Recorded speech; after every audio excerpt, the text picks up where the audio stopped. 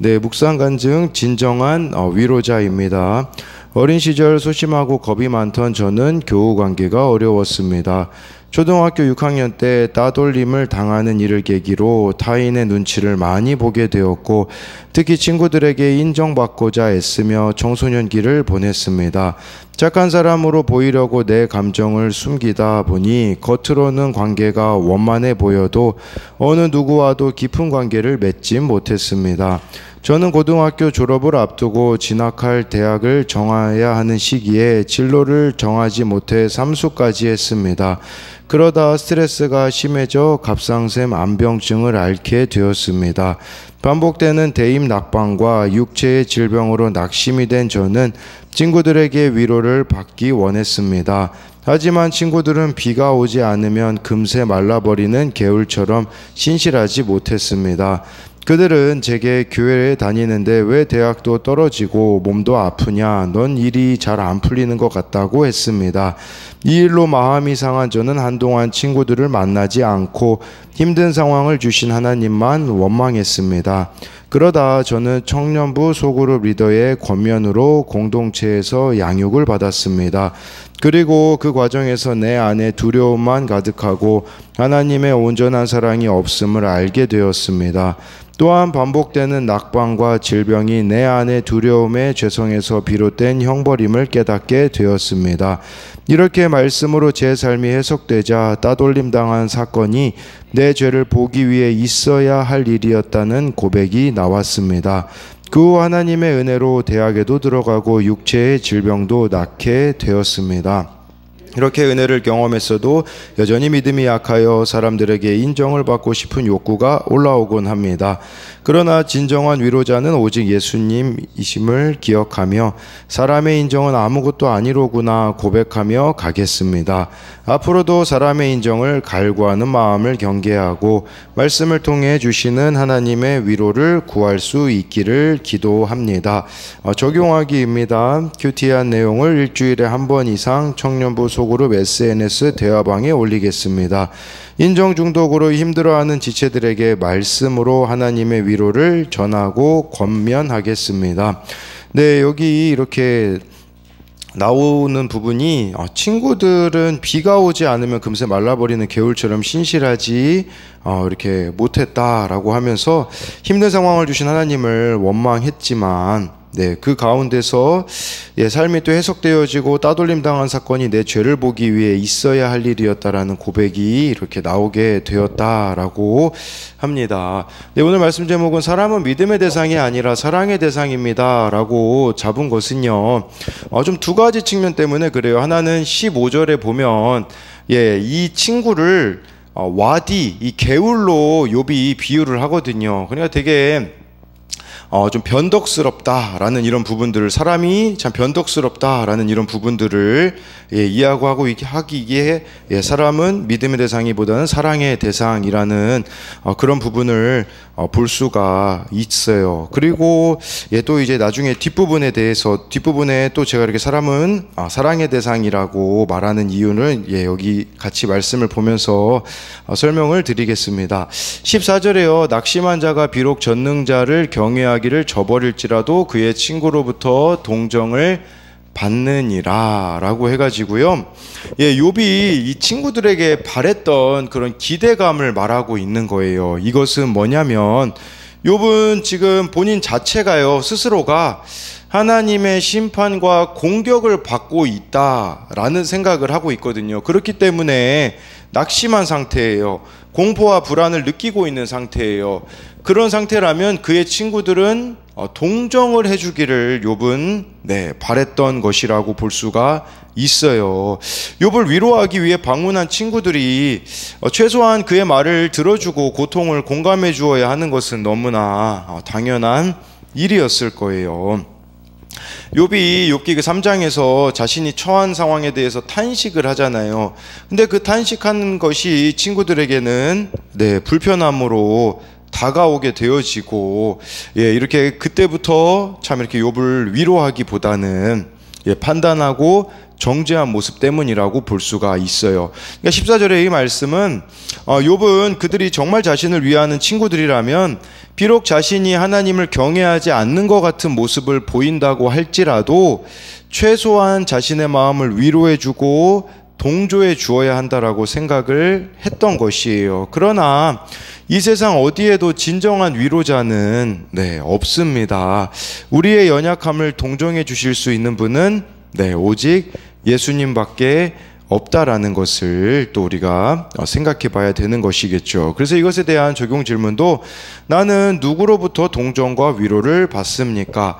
또 누구로부터 동정과 위로를 받고 싶습니까? 고난당하는 자에게 어떤 친절을 베풀고 있습니까? 그 사람의 상한 마음은 고려하지 않은 채 충고만 하진 않습니까?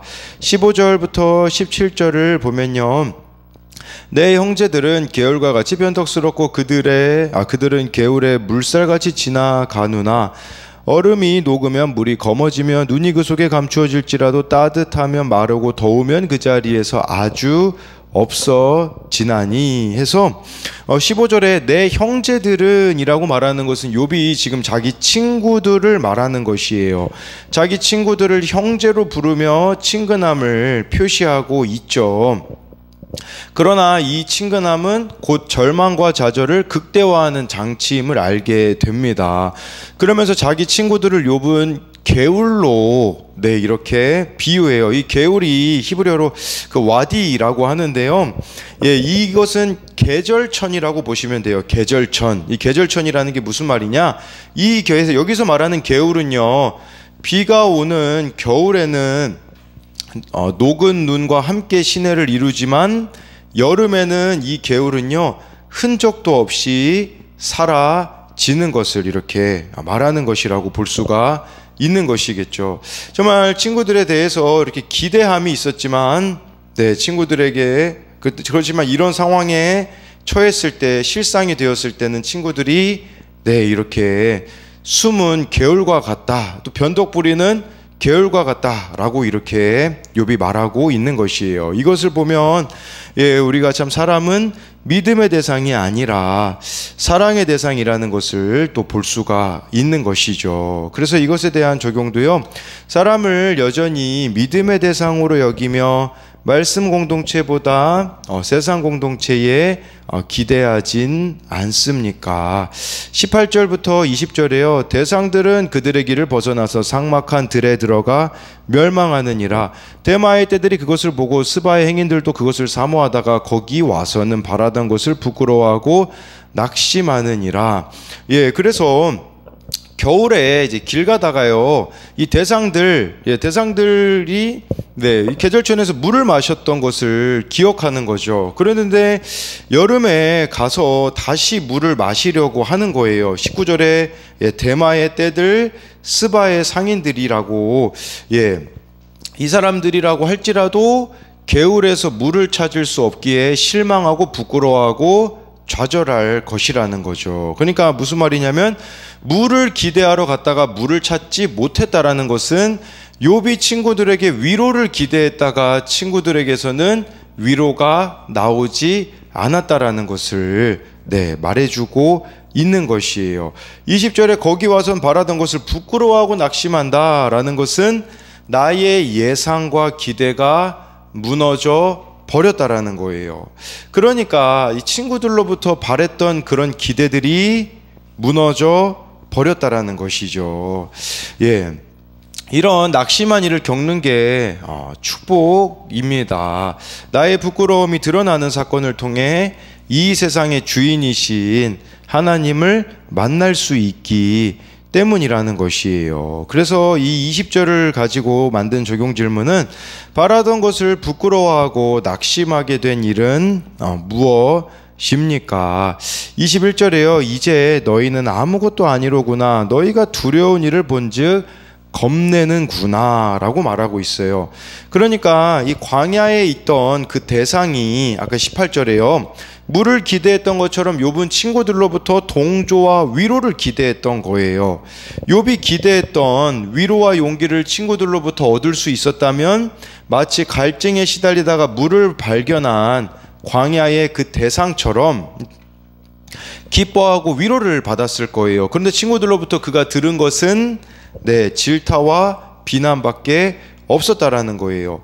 욥에게 친구들은 아무런 희망을 주지 못하는 무의미한 존재가 되었다라는 거죠. 그래서 두려운 일을 본즉 겁내는도다. 지금 욥을 보니까 친구들이 겁을 내고 있대요. 이게 무슨 말이냐면 아마 이런 거겠죠. 그것은 바로 이 겁을 내는 이유는 먼저는 자신들이 가지고 있는 생각, 그들이 믿고 가르쳐 왔던 심은 대로 거둔다, 그런 것에 대한 부분에 문제가 있음을 보여주는 것이기 때문이라고 볼 수가 있는 것이고요. 왜냐하면 욥이 죄를 짓지 않았음에도 환난을 당하고 있다면 그들이 믿고 있었던 그 행위화복, 인과응보라는 이것에 문제가 생겼음을 보여주는 것이고, 또 이 두려움은 그런 측면으로도 볼 수 있어요. 큐티인 본문 해설에 나와 있듯이 욥에게 가해진 하나님의 형벌이 자신들에게 어떤 영향을 미칠지, 지금 욥이 피부병을 앓고 있는데 그 질병이 전염되지 않을까, 또는 욥이 이제 지금 완전 한순간에 빈털터리가 됐잖아요. 재물을 달라고 하지 않을까 겁이 났던 거죠. 그래서 결국은 친구들은 욥에게 아무런 유익이 되지 못했다라는 것을 말해주고 있습니다. 우리가 이 사람들에 대한 것도 마찬가지인 것 같아요. 정말 내 기대와 다른 모습을 보일 때 우리는 어떠한 태도를 가져야 하는지에 대해서 이 21절을 보면서 우리가 생각해 봐야 되는 것이겠죠. 그래서 이것에 대한 적용 질문도, 내 주변에 고난 중에 있는 사람이 있습니까? 그에게 따뜻한 위로의 말 한마디를 건네보면 어떻겠습니까? 22절 23절이요. 내가 언제 너희에게 무엇을 달라고 말했더냐? 나를 위하여 너희 재물을 선물로 달라고 하더냐? 내가 언제 말하기를 원수의 손에서 나를 구원하라 하더냐? 폭군의 손에서 나를 구원하랴 하더냐? 욥이요, 친구들에게 바란 게 없었다라는 거예요. 내가 언제 지금 빈털터리 됐다고 너희들한테 뭐 달라고 했냐, 그런 거죠. 욥이 원했던 것은요, 친구들이 뭐 이렇게 지금 물질적으로 어려졌으니까 뭐 돈 주고, 아니라는 거예요. 22절에서 말하고 있잖아요. 난 너희들에게 바라는 거 사실 그런 건 없다라는 거죠. 사실 바랬던 건 하나죠. 위로와 공감이었다라는 이 부분이라고 볼 수가 있어요. 23절에 내가 뭐 폭군의 손에서 구원해달라고 했냐, 원수의 손에서 나를 구원해달라고 했냐, 아니라는 거죠. 욥이 이 친구들에게 바랬던 것은 자신의 고통에 대한 이해와 위로였음을 보여주는 것이라고 할 수가 있어요. 24절에요. 내게 가르쳐서 나의 허물된 것을 깨닫게 하라. 내가 잠잠하리라. 욥은요, 친구들에게 자신이 고통당하는 직접적인 원인이 뭔지 말하라고 요청하고 있어요. 그만큼 자신의 무죄를 확신하고 있음을 알 수가 있는 것이겠죠. 여기 큐티인 또 본문 해설에는요, 욥은 비록 도덕적인 죄가 없다고 할지라도 하나님 앞에서 자신을 겸손히 돌아보며 말을 삼가야 했다. 듣는 것이 지혜입니다. 성도는 어떤 말이라도 듣고 그 속에 숨은 내 죄를 말씀으로 발견해야 한다라는 이런 부분으로 나와 있는 적용 질문도요, 나의 죄와 잘못을 지적하는 말을 들을 때 나는 어떻게 반응합니까? 25절부터 27절에요. 옳은 말이 어찌 그리 고통스러운고 너희의 책망은 무엇을 책망함이냐? 너희가 남의 말을 꾸짖을 생각을 하나 실망한 자의 말은 바람에 날아가느니라. 너희는 고아를 제비 뽑으며 너희 친구를 팔아 넘기는구나. 욥은요, 친구들이 자신의 편을 들지 않자 실망했어요. 그래서 25절에 옳은 말이 어찌 그리 고통스러운 것인지 묻고 있어요. 그리고 25절에 너희 책망은 무엇을 책망함이냐라는 것은 자신을 책망할 부분이 있다면 구체적으로 지적하라는 것을 말해주고 있어요. 그런데 친구들은 욥의 말을 절망에 빠진 사람의 말이라고 해서 꾸짖을 생각만 하고 있거든요. 이러한 모습은 27절에 보니까 고아를 제비 뽑으며 친구를 팔아넘긴다라고 말하는데, 고아와 친구를 팔아넘기는 의리도 신의도 없는 잔인한 부류의 인간들과 같다고 친구들을 욥은 비난하고 있는 거예요. 사실 욥의 친구들이요, 관심 갖는 것은요, 고난의 원인이 아니라 욥이 고난받고 있다는 결과와 현재 상황이었다라는 거예요. 욥의 친구들이 관심 갖는 건 고난의 원인이 아니었어요. 지금 고난받고 있고 현재 이런 모습이라는 거죠. 그들의 기준에서 욥은 하나님께 징계받아 마땅한 죄인일 뿐이라는 거죠. 이미 그들의 마음에 자리 잡은 이 선입견 때문에 욥의 말을 진심으로 듣지 않았다라는 거죠. 고통스러운 사람들에게 필요한 것은 뭐냐면요, 자신의 이야기를 아무런 선입견 없이 들어주는 사람이라는 거예요. 우리가 모르고 있는 부분들에 있어서는 조금 위로 이후에 괜찮아졌을 때 이야기하는 지혜가 필요하겠죠. 그리고요, 이미 고통당하는 사람들은요, 여러 루트로 생각할 수밖에 없어요. 내가 지금 이렇게 고통당하고 이것 때문인가 저것 때문인가 수만 가지 생각이 이미 들 거란 말이죠. 거기다가 우리가 한 가지 생각을 더해주는 자가 되기보다는 이 선입견 없이 들어주는 사람이 될 때에 그때 그 사람이 스스로 답을 찾아갈 수 있게끔 우리가 옆에 있어주는 사람이 되어진다면 얼마나 좋겠느냐라는 것이겠죠. 그래서 저도 이런 부분들에 대해서 생각해 볼 때 예전에는 필요한 부분이 있으면 바로 이렇게 이야기했던 부분들이 있는데 요즘은 물으러 왔을 때 이야기해 주는 부분들이 있어요. 그러니까 제가 먼저 이것들을 얘기하기보다 정말 그 대상이 물으러 왔을 때 그때 이것도 직접적이지 않고 간접적으로 최대한 이해할 수 있는 선에서 이렇게 이야기하려고 하는 그런 부분들이 있는데요. 이것에 대한 적용도요, 내가 가지고 있는 선입견은 무엇입니까? 우리가 가지고 있는 이 선입견이 다른 사람들을 끌어안는 데는 이렇게 쉽지 않다라는 거죠. 사람은 믿음의 대상이 아니라 사랑의 대상이라는 게 바로 이것 때문에, 두 번째 이유가 이겁니다. 우리가 가지고 있는 선입견, 기대를 내려놓아야 되는 부분이 있어요. 이렇게 사람에 대한 기대가 크면 우리가 실망이 크잖아요. 믿음의 대상으로 보기 때문에 우리의 실망이 크기에 정말 사랑의 대상으로 본다면 좀 다를 수 있겠죠. 왜 이거 믿음의 대상으로 보면요, 왜 저래가 되거든요. 근데 사람을 사랑의 대상으로 보면 어떻게 하면 일어나는데 내가 도와줄 수 있을까, 이런 고민으로 나아가게 되지 않겠습니까? 마지막으로 28절부터 30절에 보면요, 이제 원하건대 너희는 내게로 얼굴을 돌리라. 내가 너희를 대면하여 결코 거짓말하지 아니하리라. 너희는 돌이켜 행악자가 되지 말라. 아직도 나의 의가 건재하니 돌아오라. 내 혀에 어찌 불의한 것이 있으랴. 내 미각이 어찌 속임을 분간하지 못하랴. 라고 해서요, 욥은 친구들에게 그들의 시선을 자기에게 돌리고 자기가 하는 말을 들어주기를 바란다라는 거예요. 여기서 그래서 욥은 거짓말하지 않았다고 다시 한번 이렇게 말하고 있어요. 자신은 죄를 범하지 않았고 자신이 선과 악도 분별하지 못한 어리석은 사람도 아니고 거짓말하는 사람도 아니라고 단호하게 말하는 거예요.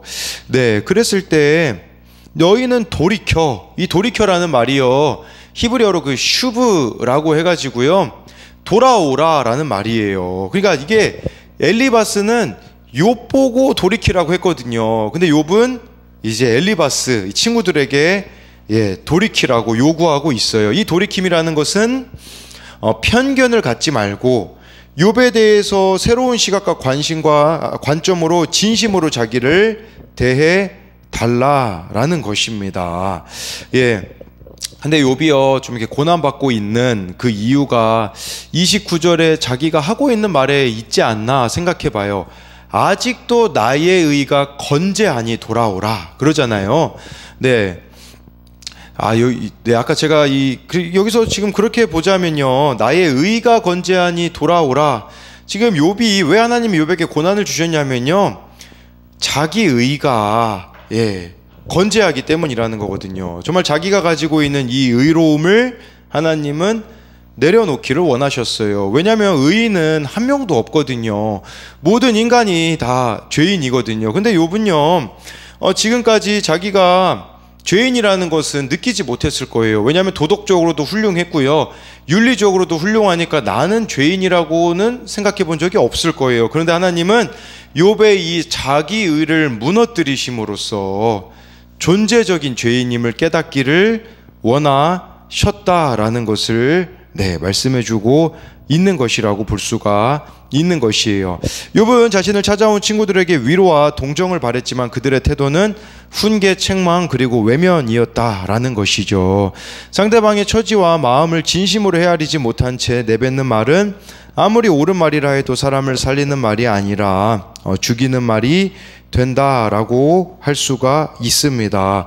그렇기에 오늘 저와 여러분들이 이 말씀을 통해서 우리도 다른 사람을 대할 때 선입견을 가지고 보고 있지 않는가에 대한 부분과 사람을 믿음의 대상으로 보는 것을 버리셔야 됩니다. 그래서 내가 가지고 있는 그런 기대들을 내려놓고 그 사람이 살아나는 것에 먼저 목적을 두고 어떻게 하면 그런 지체들의 연약함이 드러났을 때 사랑할 수 있을까를, 덮어줄 수 있을까를 고민하는 저와 여러분들이 되기를 소망합니다.